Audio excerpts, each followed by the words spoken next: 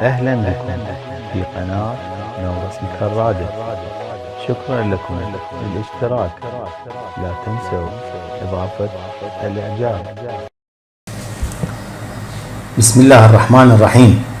محاضرة درس عملي عن صيانة الفرامل الموقفات. أهداف المحاضرة: نهدف من خلال هذه المحاضرة إلى 1. التدريب على صيانة وتصليح منظومة الموقفات أو الفرامل. 2. تعلم طريقة تشخيص أعطال الفرامل. 3. يمكن للمتدرب التعرف على استخدام العدد والمواد المطلوبة في الصيانة.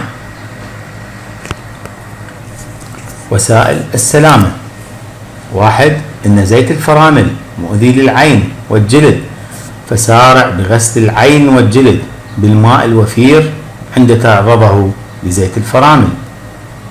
2. عند رفع السيارة وفك أجزاء الفرامل، تأكد من وضع قاعدة أمان تحت الإطار المفكوك لتجنب أن تنزلق السيارة. 3. لا تنظف أجزاء فرامل العجلات بالهواء المضغوط، لأن بقايا غبار الفرامل ضار بالصحة. 4. البس قفازات اليد عند فك أجزاء الفرامل. 5. انتبه إلى مكان العمل جيدا، يجب أن يكون نظيف ومحمي من الظروف الجوية السيئة. أنواع الفرامل: 1.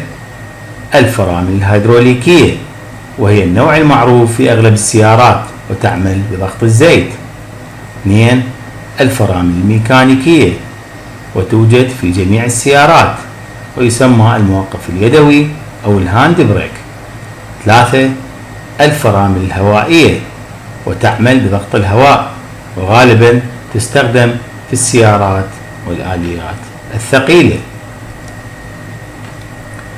أجزاء منظومة الفرامل الهيدروليكية أو الموقفات: أولا دواسة القدم.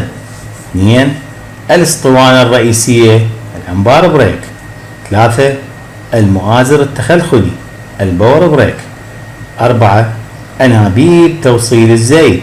5. الاسطوانة الفرعية الأمبار ويل. 6. الديسكات المحاور الأمامية. 7. البنزات المحاور الخلفية. 8. صحن الفرامل أو الفلنجة.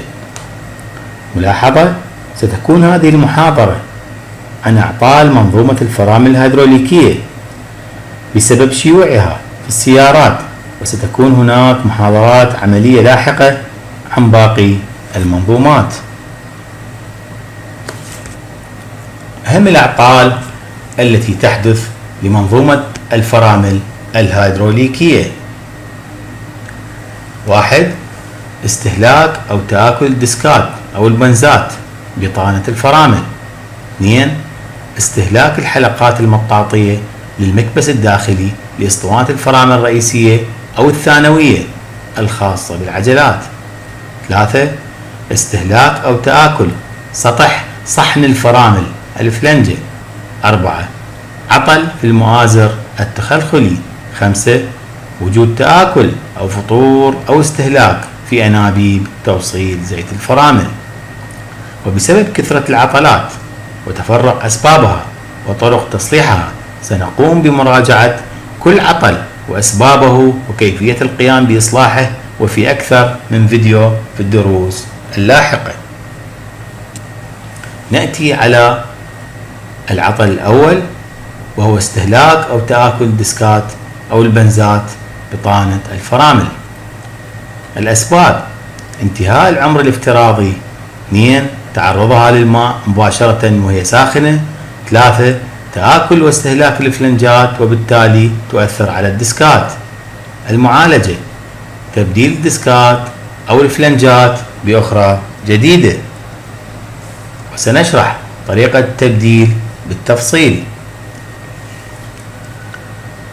مراحل تبديل الديسكات الأمامية: 1. تأمين وقوف السيارة بشكل مستوي ووضع قاعدة أمان خلف الإطارات.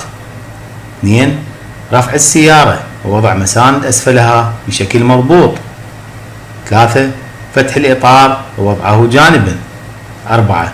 فتح برغي صحن الفرامل الفلنجة وإزالتها. 5. فتح برغي فكوك الديسكات. 6. رفع الفك وإزالة الديسكات القديمة. 7. فتح الديسكات القديمة وإزالتها للخارج. 8. إرجاع بستم أسطوانة الفرامل الفرعية وبواسطة فخة خاصة مع التأكد من رفع غطاء علبة الزيت قبل القيام بهذه الخطوة. 9. وضع الديسكات الجديدة في أماكنها الصحيحة. 10. إعادة ربط الفك الخاص بالفرامل. 11. ربط الفلنجة والتأكد من حركتها بحرية. 12. ربط برغي الفلنجة في مكانه الصحيح. 13. إرجاع الإطار إلى مكانه. 14. الضغط على دواسة الفرامل أكثر من مرة وعدم القيادة بسرعة لحين استقرار الديسكات وعمل الفرامل بشكل صحيح، والسبب أن ربط الديسكات الجديدة تأخذ وقت لتطبع على صحن الفرامل. ملاحظات مهمة: أن معظم الأعطال تحدث بسبب عدم إجراء الصيانة في أوقاتها الصحيحة، ولذلك يجب الالتزام بما يأتي لضمان الحفاظ على أهم منظومة في السيارة، لأن أي خلل فيها قد يسبب حادث لا سامح الله يؤدي بحياة السائق. 1. فحص مستوى الزيت يجب أن يكون ضمن المستوى الصحيح، ويفضل قيام السائق بهذا الفحص يوميا. 2. تبديل زيت الموقفات بالكامل حسب توصيات الشركة المصنعة أو كل سنتين كحد أقصى. 3.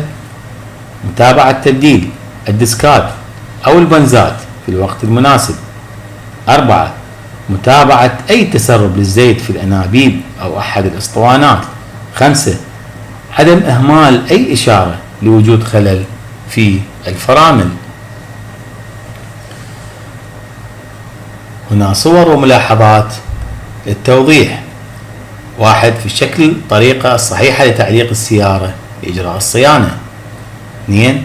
شكل يوضح فحص سمك الديسكات قبل تبديلها. 3.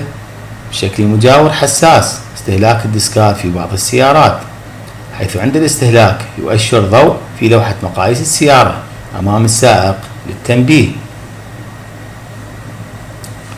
أسئلة الموضوع: 1. ما هي أنواع منظومات الفرامل للسيارات؟ وعلى ماذا يعتمد كل منها في العمل؟ عددها بإيجاز. 2. عدد أهم الأعطال التي تحدث لمنظومة الفرامل الهيدروليكية. 3. ما هو أقصى وقت يجب فيه تبديل زيت الفرامل؟ 4.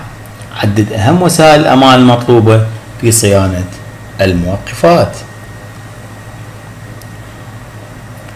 الموضوع القادم إن شاء الله إكمال صيانة باقي أجزاء منظومة الفرامل،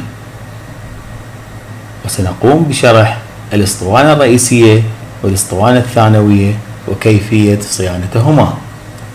مع تمنياتي لكم بالتوفيق.